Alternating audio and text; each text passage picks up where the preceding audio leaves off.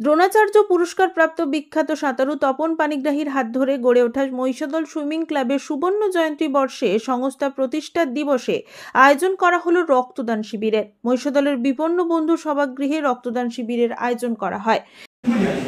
বৃষ্টি আদেও পড়বে সেই বীজ থেকে সুন্দর একটা বৃক্ষ হবে কিনা আমরা কিন্তু প্রথমে জানতাম, কিন্তু আমরা সেই বৃষ্টিকে সেবা করি, সেই বৃষ্টিকে জল দিই, আলো বাতাস দিয়ে আলো বাতাস সে অটোমেটিক পেয়ে যায়। যে উনি সে অনেক দূরে থেকেও এবং একটা অনুষ্ঠানের জন্য উনি ছুটে আসেন এবং কতটা আন্তরিক উনি সকলকে নিয়ে এত সুন্দর অনুষ্ঠান আয়োজন এবং সারা বছর যেন সুইমিং ক্লাবে যেসব কার্যাবলী চলতে থাকে তার জন্য উনি ভীষণ আন্তরিক এবং অন্তঃপ্রাণ। এই জন্য ওনাকে আমি বারবার ধন্যবাদ জানাবো। সেই সাথে অন্তত যারা আপনারা এই প্রতিষ্ঠানকে বড় করেছেন, এই প্রতিষ্ঠানকে যারা ভালোবাসেন, সকলকে আমরা আন্তরিক শ্রদ্ধা জানাই। এই দিন কেক কেটে প্রতিষ্ঠানের সুবর্ণ জয়ন্তী বর্ষ প্রতিষ্ঠা দিবসের পাশাপাশি রক্তদান শিবিরের উদ্বোধন করলেন মহিষাদলের বিধায়ক তিলক কুমার চক্রবর্তী। এছাড়াও উপস্থিত ছিলেন মহিষাদল পঞ্চায়েত সমিতির সভাপতি শিউলি দাস, প্রাক্তন অধ্যাপক হরিপদ মাইতি, রাজ্য সাঁতার অ্যাসোসিয়েশনের সম্পাদক তথা মহিষাদল সুইমিং ক্লাবের সম্পাদক কঙ্কন কুমার পানিগ্রাহী সহ অন্যান্যরা। এই দিন এলাকার 40 জন উৎসাহী যুবক যুবতী রক্তদান করেন। আমরা আমাদের প্রিয় বিধায়ককে অনুরোধ করব, মহারাজকে অনুরোধ করব, আমাদের সভানেত্রী মাননীয় শিউলি দাস মহাশয়া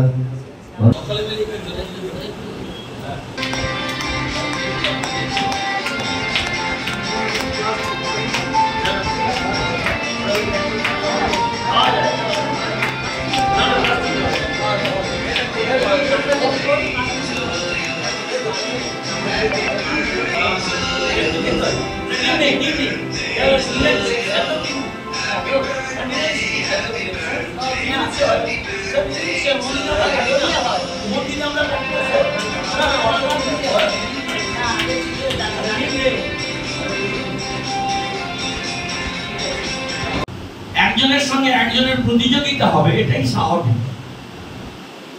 তার মধ্যে থেকেই আমাদের নিশ্চিত যাদের কোয়ালিটি থাকবে তারা নিশ্চিত তাদের পারদর্শিতা তুলে ধরতে পারবে। আজ নালে কাল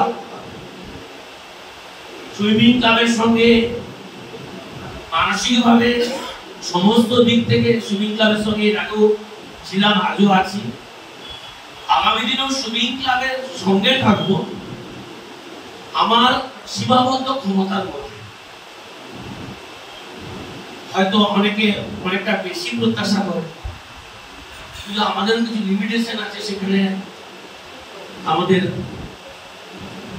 সেই জায়গা থেকে ফিরে আসতে হয়। তা আমি মনে প্রাণে সুইমিং ক্লাবকে সবসময় খুব ভালোবাসি। একটা টেলিফোনে সুইমিং ক্লাব আমন্ত্রণ করলে আমি পৌঁছে যাই। আগামী দিনেও সুইমিং ক্লাব তার 50 বছরের ভালো করে একটা প্রোগ্রাম করবে। আমার পর্যায় থেকে যেমন যেমন সহযোগিতা লাগবে, পরিকাঠামো সহ যা যা লাগে, আমি একটাই কথা, যখন বিধায়ক হয়েছি তারপর থেকে আমি নিশ্চিত রাজনৈতিক দলের একজন থেকে নির্বাচিত প্রতিনিধি। রঞ্জন মাইতির রিপোর্ট, খবর BCBS।